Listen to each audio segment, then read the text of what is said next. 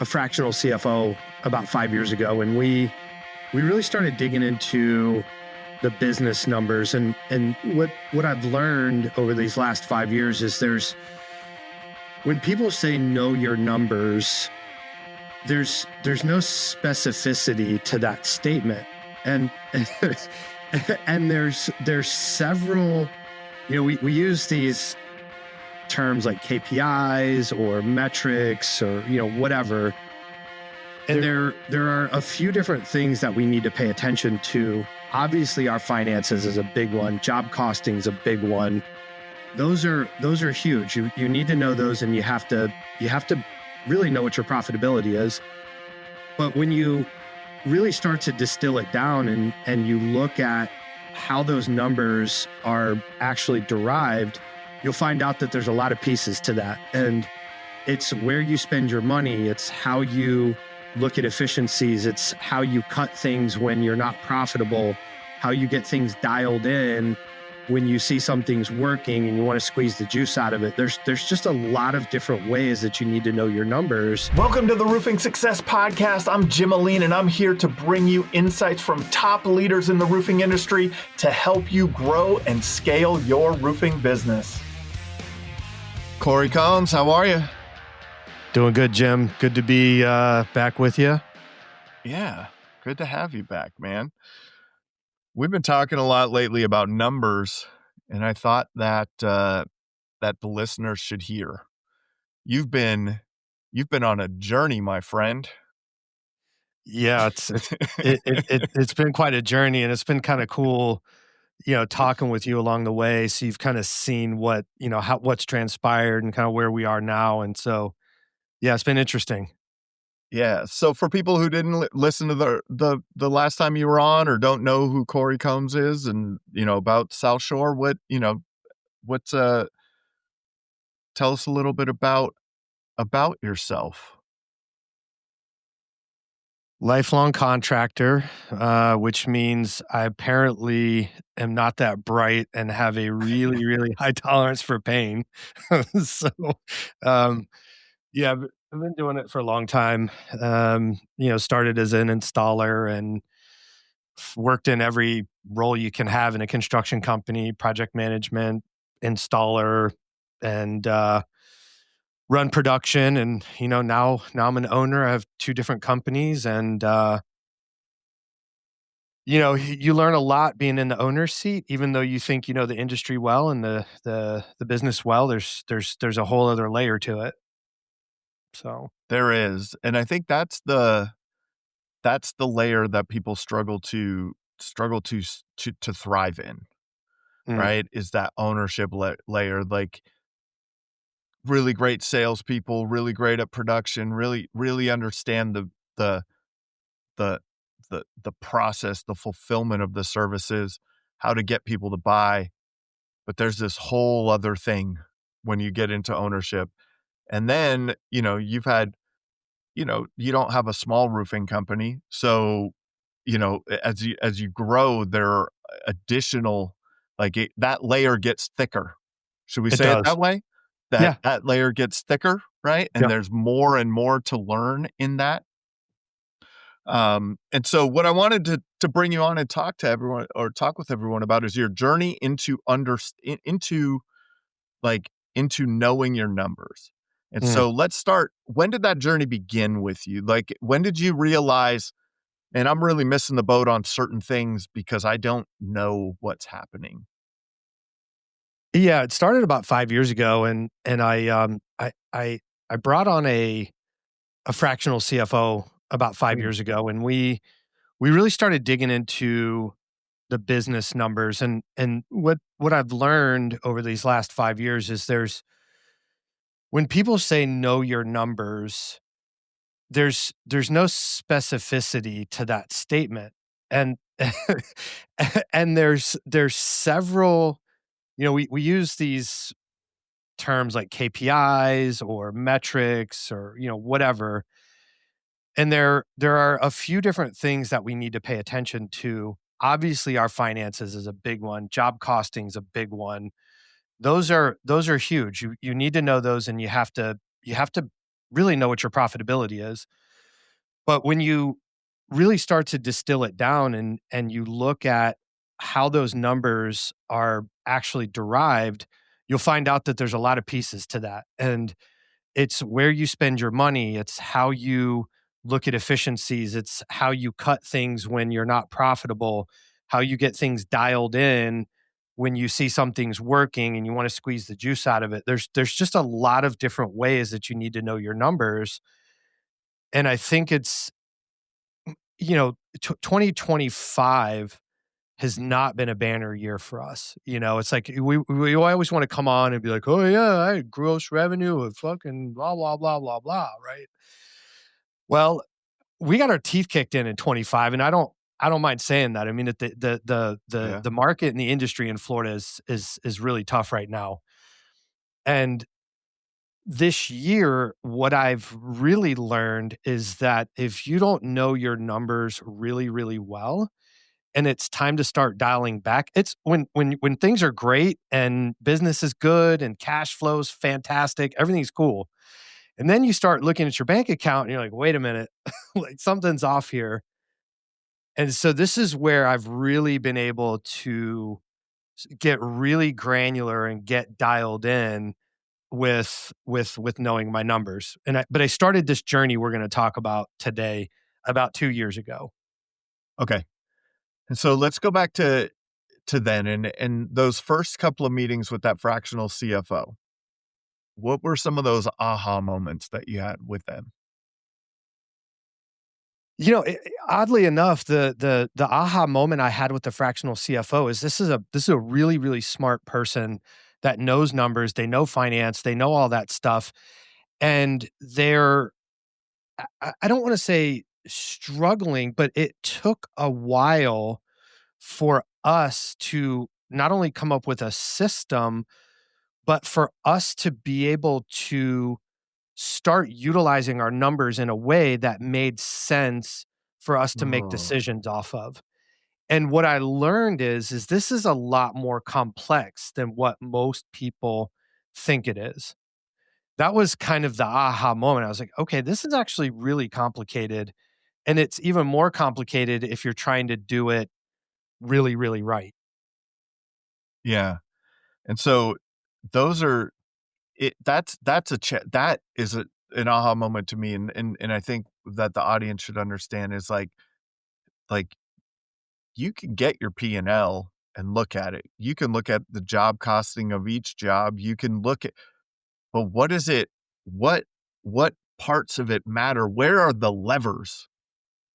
What Right. can you what what you know what can you add in, take away to make it more efficient, when to cut, how to choose what to cut, if there is anything to cut, how to add maybe some investment into certain aspects of it versus like you may add an investment instead of take away an investment. It might Right. not be a cut, right? Like there's so many things that you can learn um, in those numbers.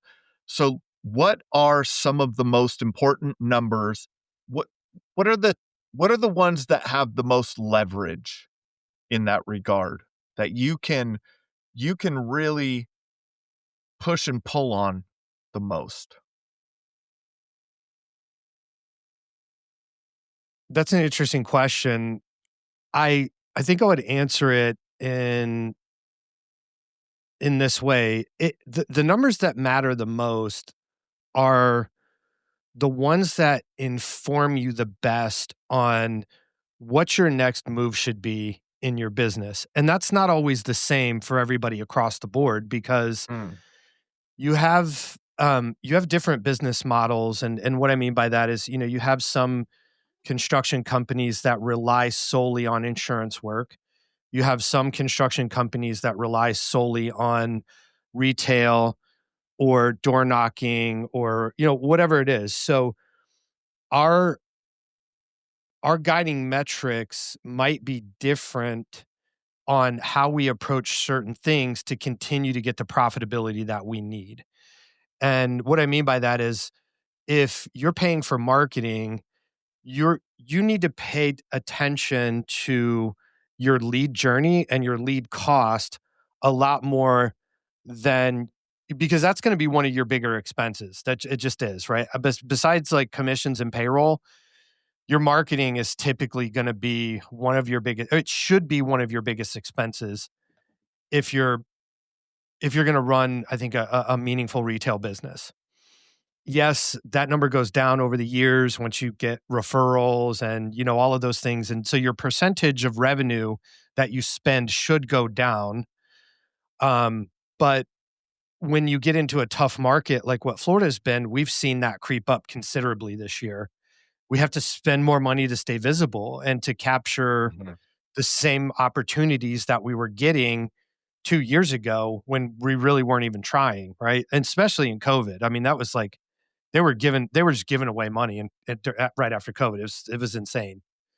So the most important numbers are the ones that are going to inform you on what your next step is to either keep you profitable or allow you to cut the things that you might not need that are going to make the biggest impact in your company if you see that your profitability is waning and you need to make some adjustments so that you can just keep the ship afloat or at least make sure you pay your bills and keep your cash flow healthy. Before we carry on with the episode, let's give a shout out to one of our sponsors. Roofers, let's get real. You're great at building roofs, but are you great at building a steady stream of leads? That's where JobNimbus Marketing comes in. They know the roofing industry inside and out, and they'll help you dominate Google, Facebook, reputation management, and everything in between. If you want more quality leads, more booked jobs, and more growth, visit the link in the description or the sponsors page on the Roofing Success Podcast website. So now that makes me think of if, everyone's business is different. And this is the biggest, that's a big point to make, is that everyone's business is different. Everyone's in different stages. They have different teams. They have different marketing they're doing or not doing. There's a lot of different variances in it. So how should someone determine what numbers to look at? So like if I'm, maybe I'm a retail company and I'm like, man, again, like this year sucked, right? Like this year sucked. What numbers can I look at to say how can we make changes for next year? Am I going to look first? I mean, I would, you have your marketing budget, of course, and then there's probably some others that you're looking at down the road, but which ones, or how should someone decide? You can answer it however, right? Like, put yourself in, in every contractor's shoes and go, okay, what should I look at next? I had to do this. So to back up, you asked me about bringing on my CFO 5 years ago, and what we figured out was, even though we did a pretty good job at our bookkeeping and we did a really good job at job costing and all of that stuff, there were still some variables in terms of how profitable we were at the end of the month versus, some months were very profitable, some months weren't profitable. And so I actually hired a forensic accounting consultant, and she actually brought a lot of perspective to my bookkeeping and to how we the numbers that we were presented. Because you're right, you can look at a P&L and you can say, okay, I was profitable last month and I wasn't profitable this month. Here was my gross revenue, here was my average margin, et cetera. And you're like, okay, well, actually, how do I actually normalize my profitability? What are all those components to my numbers that I can look at that'll normalize my profitability? And so she taught us what to look at. And the first thing that we had to do, which I never really even thought about this, is we had to establish a baseline of what we needed in terms of revenue just to pay the bills. So we had to figure out like all of our expenses. What are our expenses? And it's tricky. It sounds like, oh, you just take your QuickBooks and you figure out like what you spent each month, and you're like, here's your number. Well, the problem is it changes every month. You have different commission, like because you sell more, you have higher commissions. When you pay higher commissions, now your taxes are higher, your workers' comp is higher. So there's this constant moving target. So we had to take a year and we had to annualize everything, and then we had to figure out what our average monthly expenditures are and say, okay, so now in order for us to pay our bills every month, we need $140,000 in cash to pay the bills every month.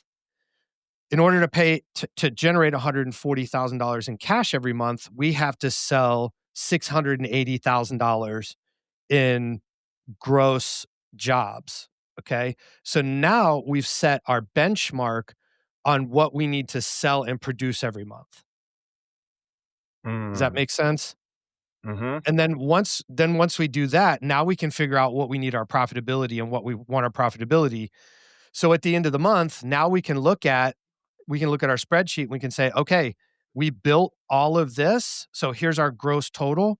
Here was our profit, and here's our profit percentage. And so that allowed us to be able to set those targets of what we need to build. So now we know exactly how, because what you sell isn't always a barometer of how much cash flow you have or how much money you're bringing in. Because we do exteriors, we do siding, we do roofing, we do windows, we do a lot of different things. Well, there's not a straight line always to, all right, we sold this and then we're going to build it immediately. It just doesn't work like that. Yeah. So getting to those foundational numbers, like this is like really what we need to stay afloat. Now we know how to build from there. Yeah. What were the actions that you learned from that? Like now that you know that and you've seen it in action month after month, what kind of things have you come across that you're like, oh, this is the problem that we're having. This is how we solved it. I've actually had to do that this year a lot because we figured out what our gross revenue number needed to be, and we figured out what our cash number needed to be in order for us to stay in business. And we had some months where we didn't meet that number, and so we had to look at the other months where we did hit that number or more, and do we have enough to cover that gap? And the answer going into the later part of the year was no. So I had to cut. I just start. I mean, we were ramped up to run over $20 million with our staff, with our overhead, with our trucks, with all of that stuff. And so we had to kind of reverse engineer this and say, all right, based on where we are revenue wise, what can we cut to get to that number where we need to be? And is it renegotiating our insurances? Is it taking some trucks off the road? Is it reducing staff? Is it getting with our landlord and getting to a smaller building that has you know what I mean? And so that's the exercise that we had to continue to do. And we, when we were able to do that, we kind of figured out what that monthly expenditure would do to reducing our overhead and keeping our bottom line where we needed to be so that we could stay in business. Mm-hmm. It's a challenging thing, right? Like but it's kind of, you kind of said it earlier, but when times are good, we don't think about this stuff, right? Now on the other side of it, you're like, oh my goodness, has this created a situation where you're like, no, I want to always be visible to this. Like, I want to always be looking at this. This is a lesson that I've learned now. I'm not like, this doesn't change in the company now. Like we're going to be looking at this on an ongoing basis, whether it goes in a positive or negative direction.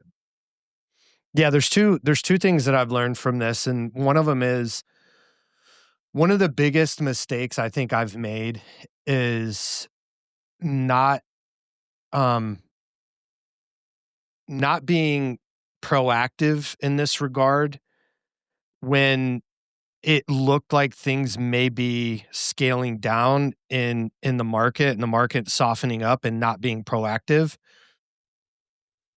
The other thing that I kind of regret on a business level is I didn't really look for ways to operate more efficiently so that if we did have a downturn, which it's inevitable. I've been doing this for 30 years. I mean, it's inevitable. It's going to happen. It always happens.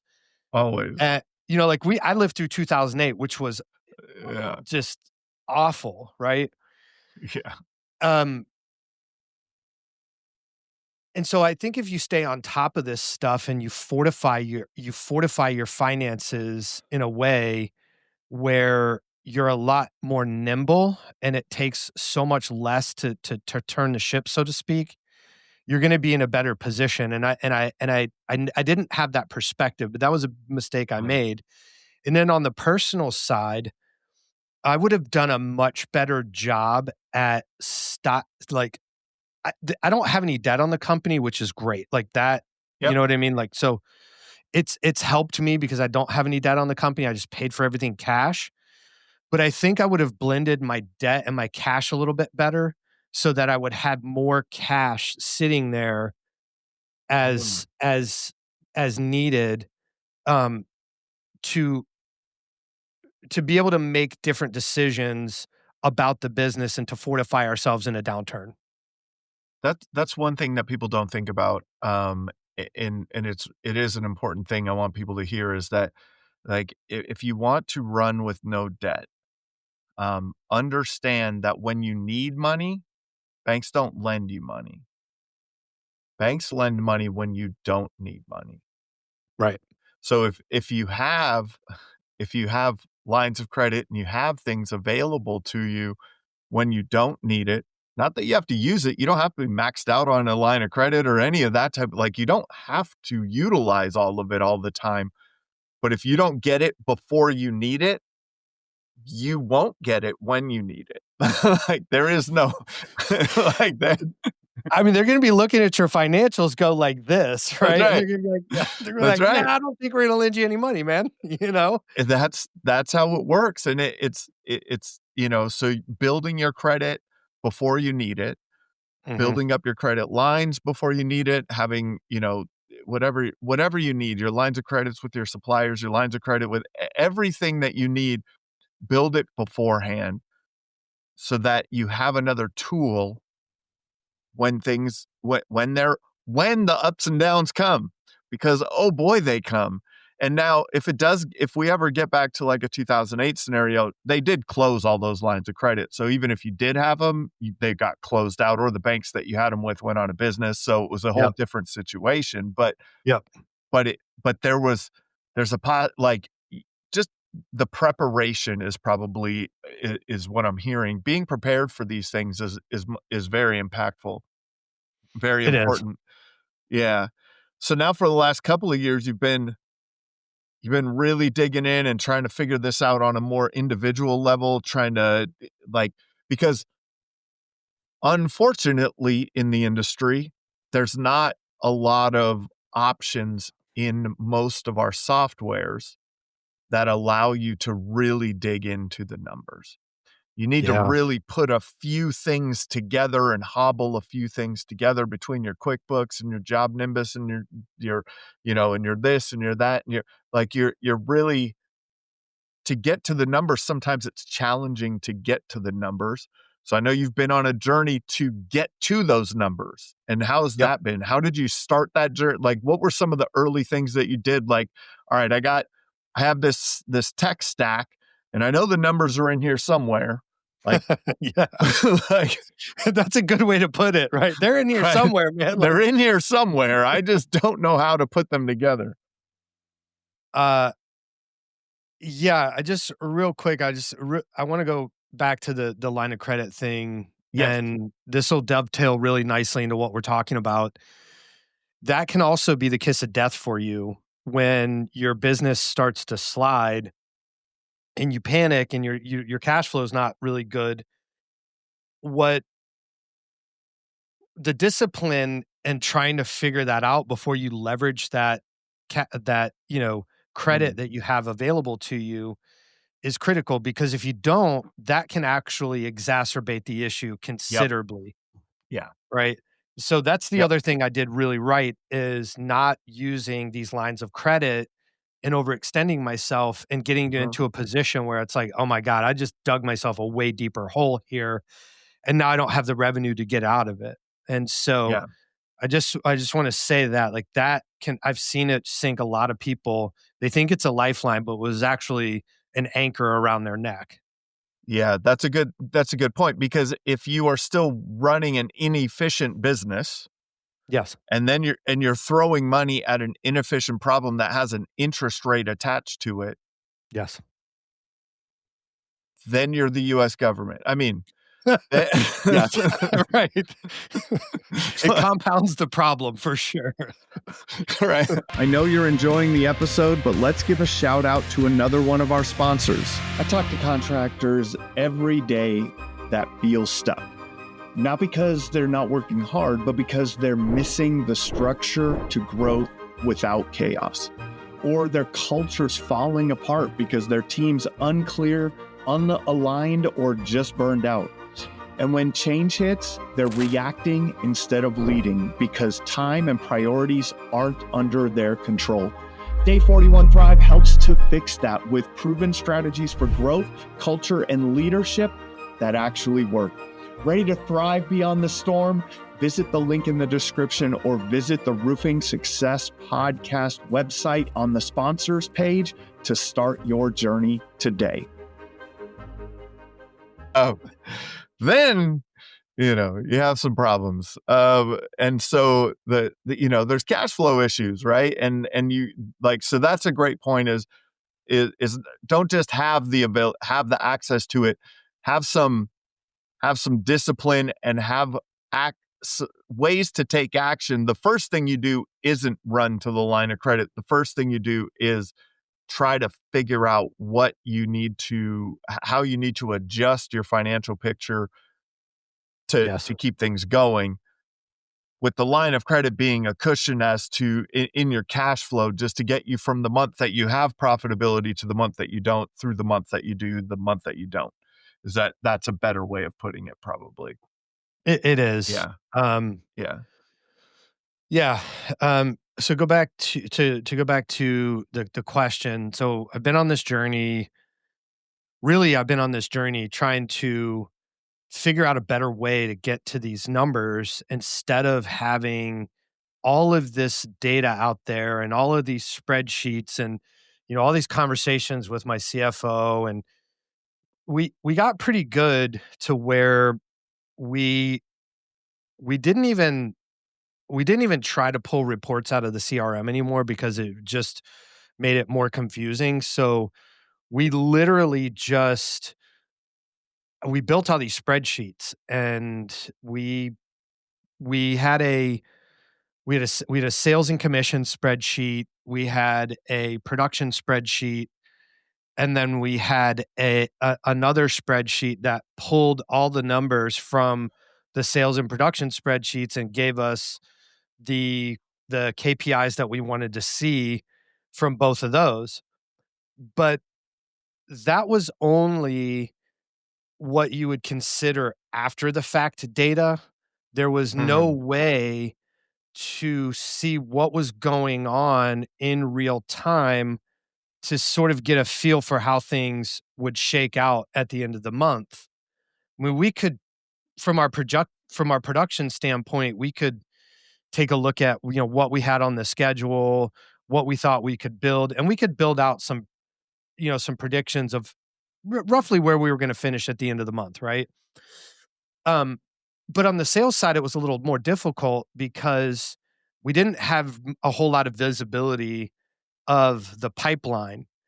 And so what we started to do is there's a software called Fathom. I don't know if you've ever heard of it, but what we started to do is we started to build out these templates in Fathom, and we had a lead conversion template. We had um, a gross revenue template, and then that was tied to our production template, and then that was tied to our job costing and commissions template. And so we started building out all these different reports in Fathom that would give us the information that we needed in terms of lead conversions and all that stuff. The problem is that it was all built off spreadsheets, and there's two inherent problems with spreadsheets. One, getting the data in there is very time consuming and costs a lot of money. So I had somebody on staff, that was their full-time job. That's what they did. They just grabbed data and threw it in our spreadsheets. The second inherent problem is if you screw up and you manually input data incorrectly, it can throw off downstream whatever numbers you're trying to extrapolate from that particular spreadsheet. So if, somebody makes a mistake on a keystroke, it is what it is. You know what I mean? So what that did for me was we started to get some of the information we needed in these Fathom reports, which was great.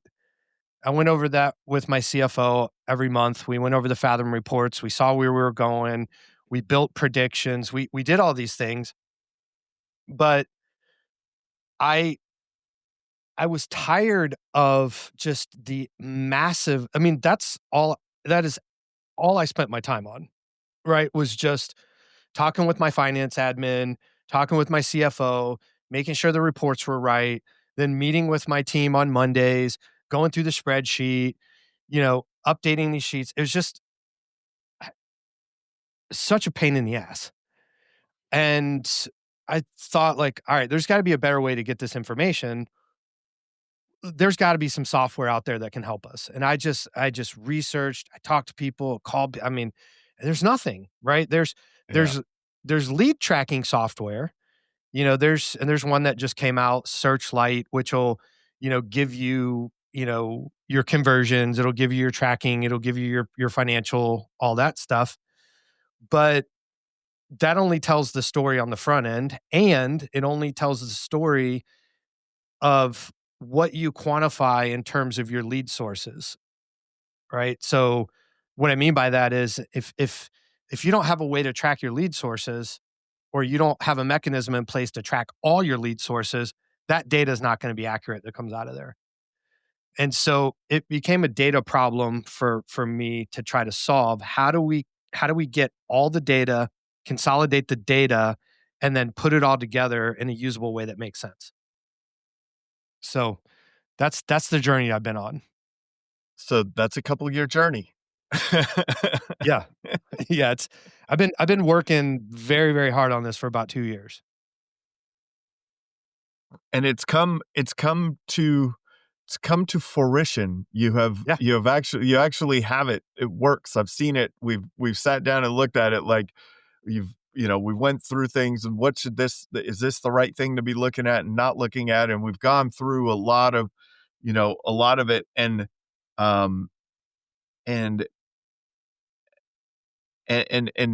let's just talk about like how the theory behind like what you're allowing people to look at with the software. Even if you can pull numbers from your marketing sources and you can see exactly what's happened with your marketing sources, there's no visibility between the handoff of your marketing sources to what happens when they get to your CRM as a job opportunity.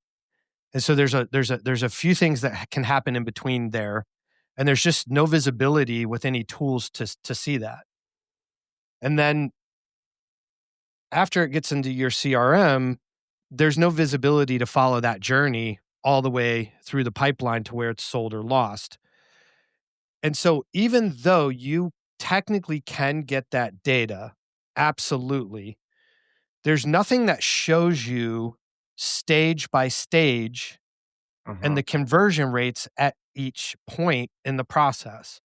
And so that's what we've built. We've built a tool where you can follow that lead from the first contact that came from your lead source all the way through the sales funnel. And you can see what happens stage by stage. So you can see where it's leaking. And then we've got a whole bunch of data in between there. You can see your lead sources, what you've spent, what converts the best to sold jobs. You can track your sales reps on a granular level with that lead all the way through the sales funnel. And it's all right in front of you. You don't have to pull these reports. You don't have to put this spreadsheet. You don't have to do any of that stuff. It literally pulls the data for you and presents it in a real-time way where you can look at it and you say, oh, I can see why Jimmy's not doing very well. He's not writing his estimates. Or I can see why, Jim said I had, 30 leads that came over to me and I only have 10 opportunities in my CRM. I see exactly what happened. I've got to fire my admin. She's not answering the phone.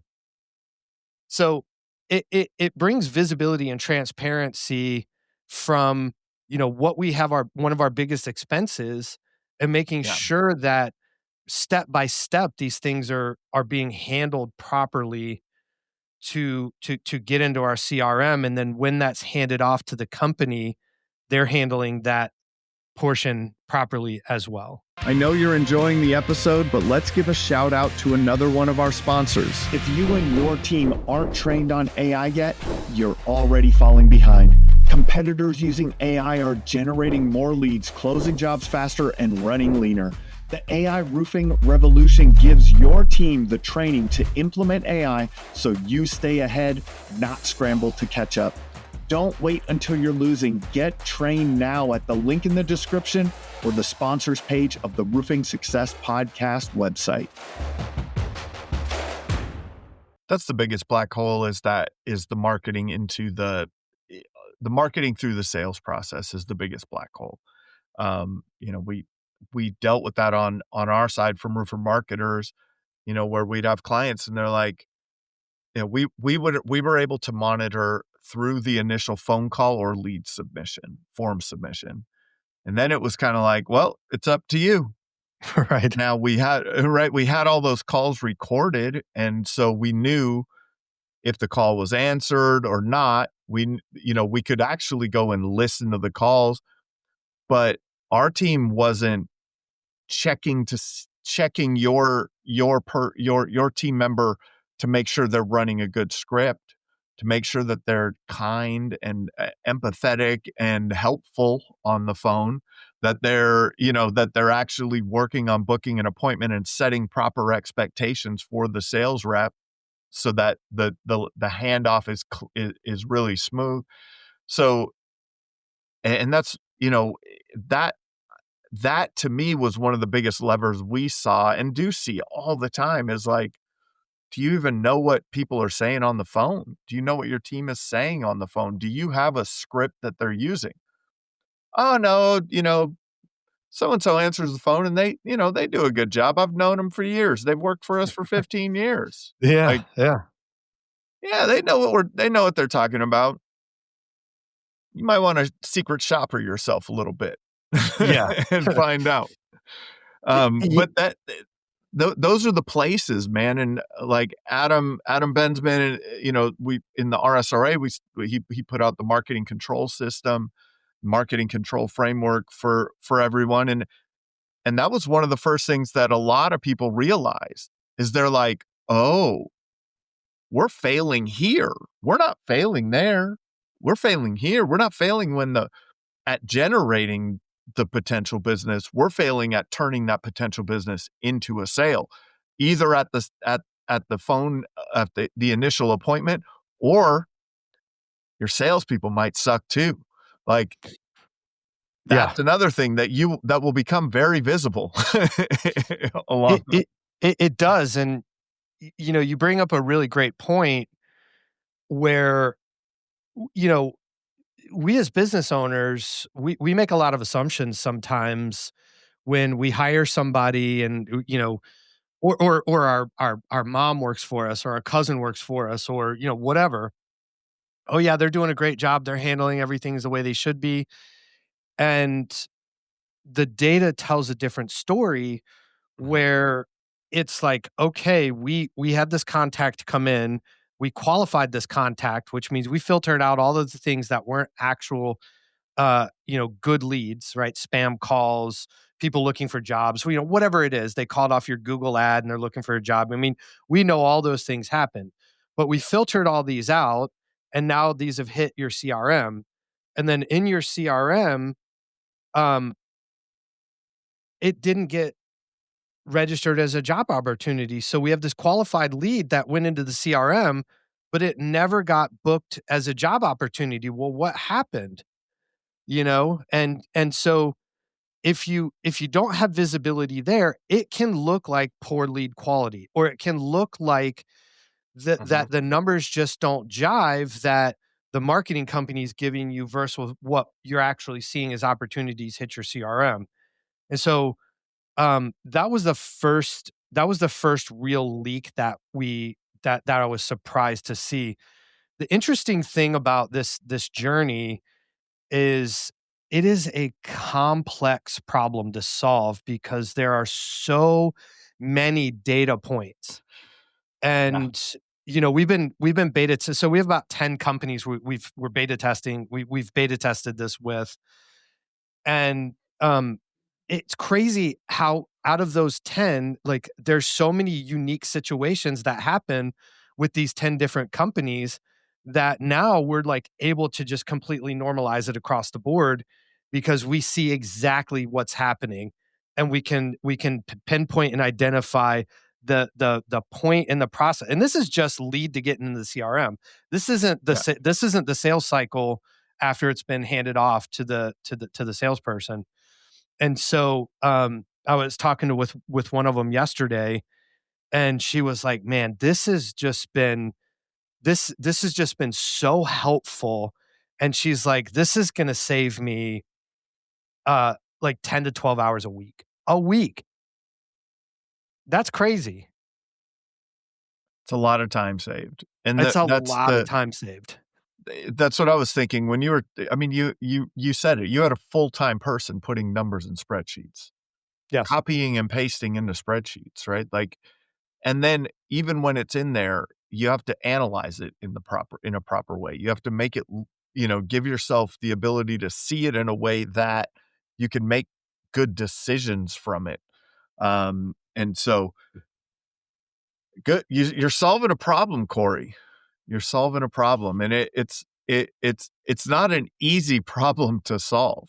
So one of the things that will happen is you'll be able to see if your marketing company sucks too. I don't want to put it all on your internal team, right? Like, but you get visibility. You need visibility into the whole process, into whether your salespeople are doing a good job at the kitchen table, whether your team is doing a good job on the appointment set, and are your marketing efforts producing good results, and which of your marketing efforts are producing better results than others, right? Like, so we want to definitely get to that full visibility all the way through, Corey. Like, you're following it. Now you get to follow it from that first interaction all the way through.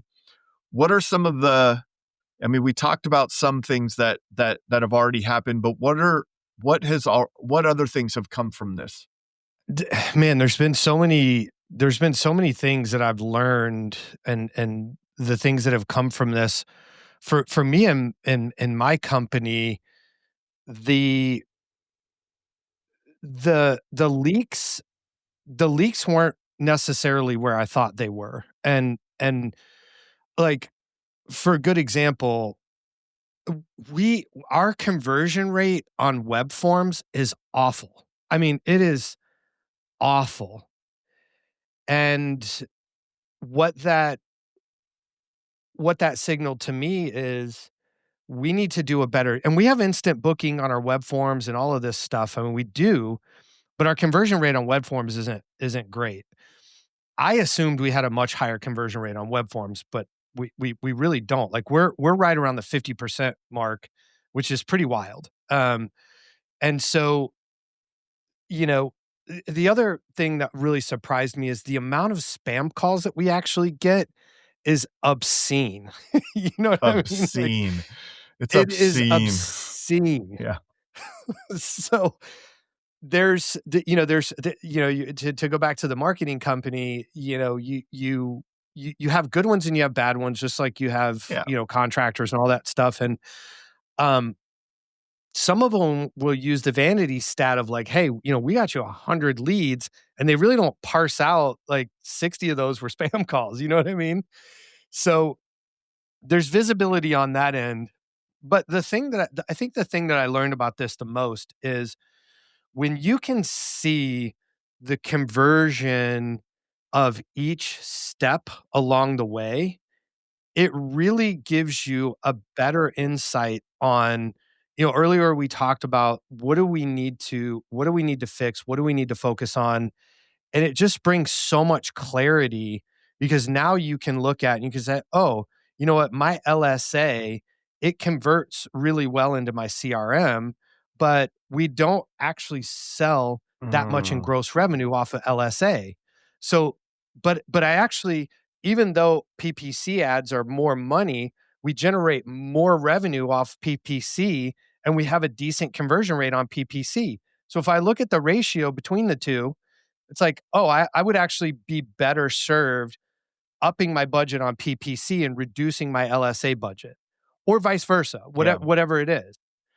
And if you don't like have the ability to look at those two things side by side and follow them down the funnel, it's much harder to figure that out. I mean, you can, don't get me wrong, you can figure it out, but there's so many steps involved and there's so much data you got to pull that's involved.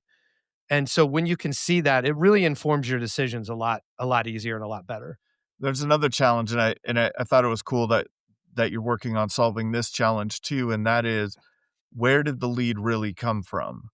Because, sometimes they Google you, they say Google, but it might not be Google. Right? Like, so this is a really cool thing that we figured out. So there's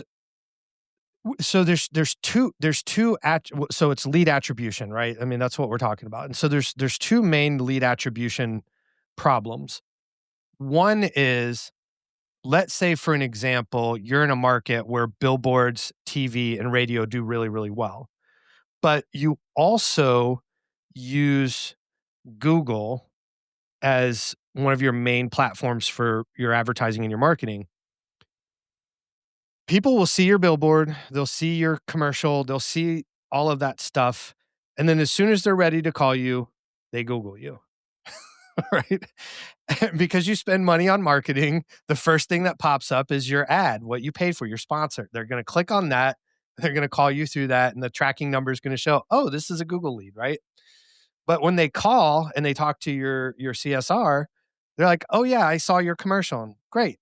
Your CSR puts the commercial in the the attribution slot in your CRM, but your reports all say that it's a Google lead, and there's a conflict there. So what we did is we took and we do a data verification, and then if there's a conflict, we have certain ones that we give preference to. And it's the same thing where maybe your CSR just puts the generic term in there as Google, right? Now we'll do a data verification level, and we'll figure out exactly which Google product it was. Was it Google Ads? Was it an LSA? Because it's all Google. Do they call you from your website? Still Google a lot of times, right? Like, Yeah. Right. yeah, Yeah. So that's been helpful too, because you can really parse out you can really parse out the attribution. So even if you try to pull that report in your CRM, it's not gonna tell you the story, yes. because it just says Google, and you're like, oh great, we had 30 leads come from Google this month, and it's like, all right, but which Google product? Yeah. And a Is my lot of SEO working? Am I actually getting Google organic leads, right? and a lot of people will set up their job Nimbus because you set your lead sources. So you put in Google, you put in Facebook, you put in and it's too generic, right? Like, so, Yeah. you don't that takes away your ability to have that leverage. What's really working, and not what's working on the lead cost, because lead cost is a metric that gives some useful data, but not a complete. It's not completely useful data. Lead cost doesn't mean customer acquisition cost, doesn't mean long-term value, right? So your lead cost might be low, and you're like, oh, give me more of those. And then it doesn't go well for you. So Yeah, it's like Facebook, right? For a long time, it was, oh yeah, man. I mean, Facebook's great. The cost per lead on Facebook's amazing. All of this stuff is like nobody really tracks the conversion rate, not only from that lead to the opportunity, from that opportunity to a sale. So if you can do that, you can really figure out, like, all right, even though it seems like this is a low cost lead source, is it really a source that's worth us putting money into? And that's what we're working on now as part of V2, is having a full performance dashboard, and then a full financial performance dashboard. So you can see your total lead cost, your total marketing and advertising cost. You can see what your ratio to revenue is. You can see and you can track your reps on a granular level with how many leads you've issued to them from a particular source, what you've spent on that, and then is this rep, and then their ROI ratio, and is this rep actually profitable for you or not? So we're building. That's another complicated problem to solve, but we're using the same framework that we figured out with pulling all this massive amounts of data with endless variations. We've kind of figured out how to organize the data. So we're using that same logic on the financial side.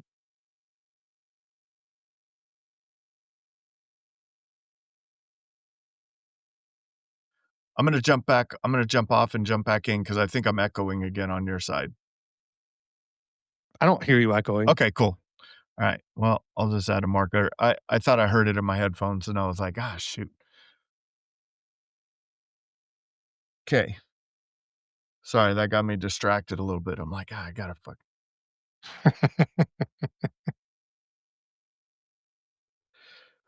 I think it's really important to see that granular data, especially as your company grows, right? You may be able to have more of a gut feeling off of 1 or 2 reps.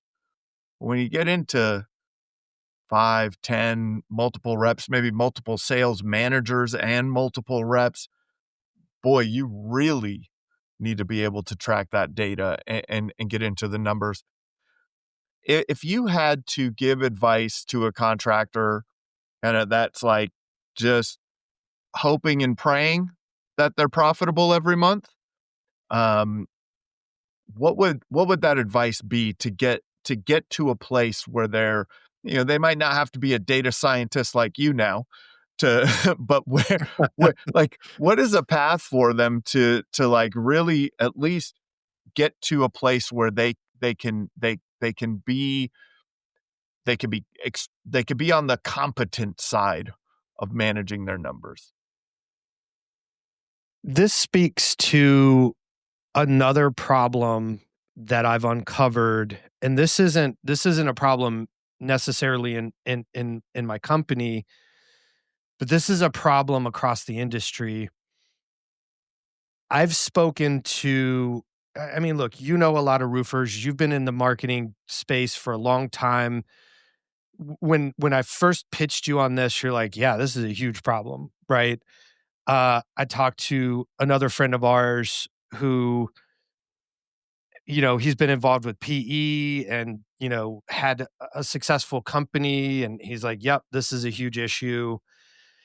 And even in, when I'm doing some of the coaching and consulting stuff, knowing your numbers is is a problem. But I think one of the one of the more prevalent problems is, even if you can present this data to people, contractors, it's difficult for most people, including me. And the only reason I'm more comfortable with this now is because I've just dug into this at so much and at such a granular level, that even if you get this data, how do you use it?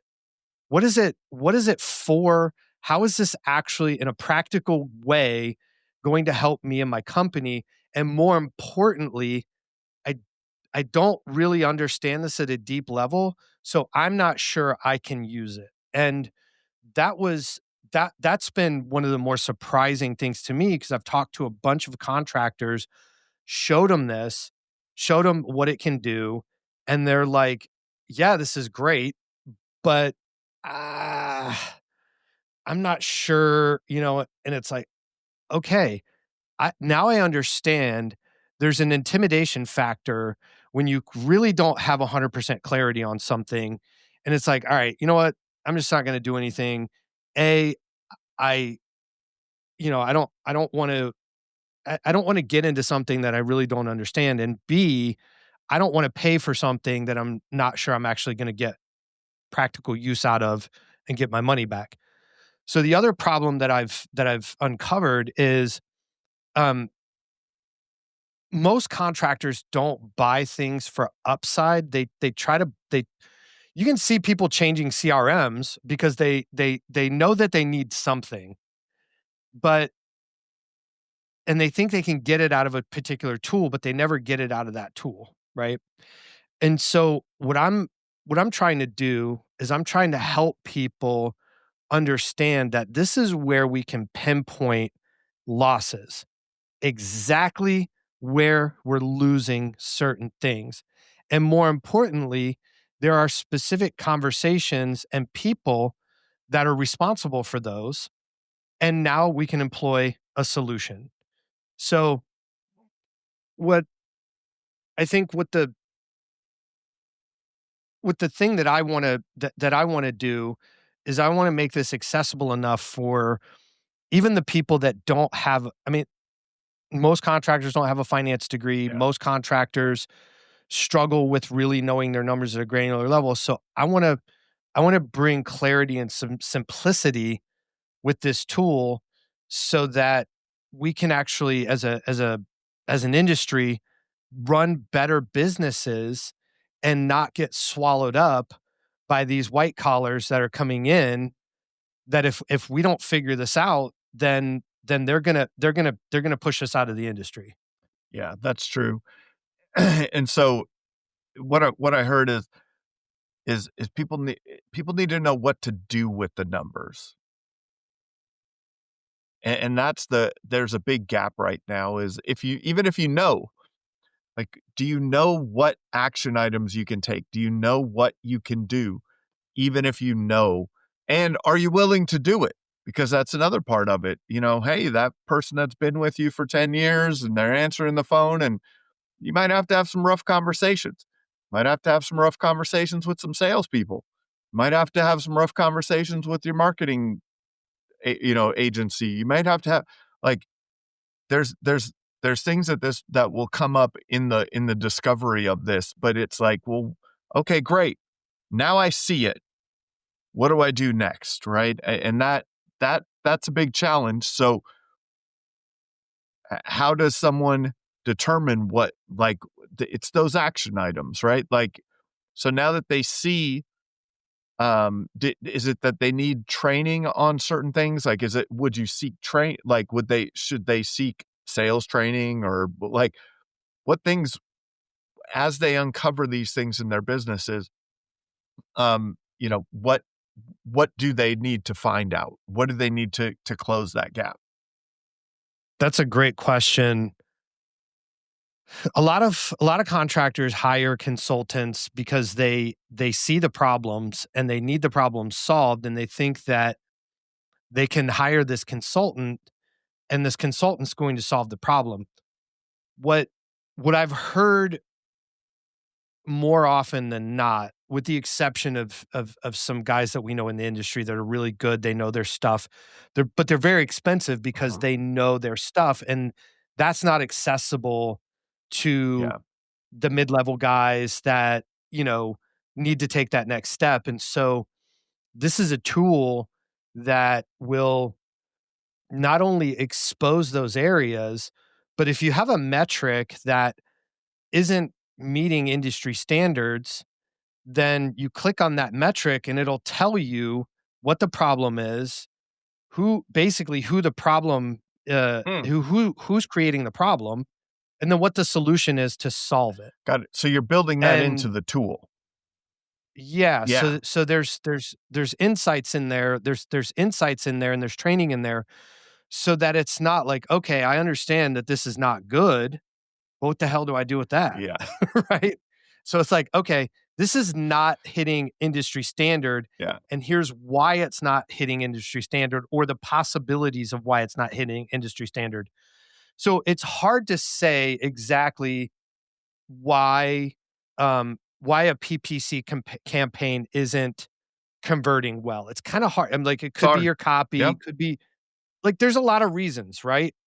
However, if I tell you as a contractor, look, your PPC campaign is not converting, cool, and here's the proof that it's not converting. Now I can come to my marketing guy and be like, yo, all right, you need to do your job. It's not my job to figure out why your PPC campaign is not converting, but it's my job to tell you that it's not converting, and you need to figure it out.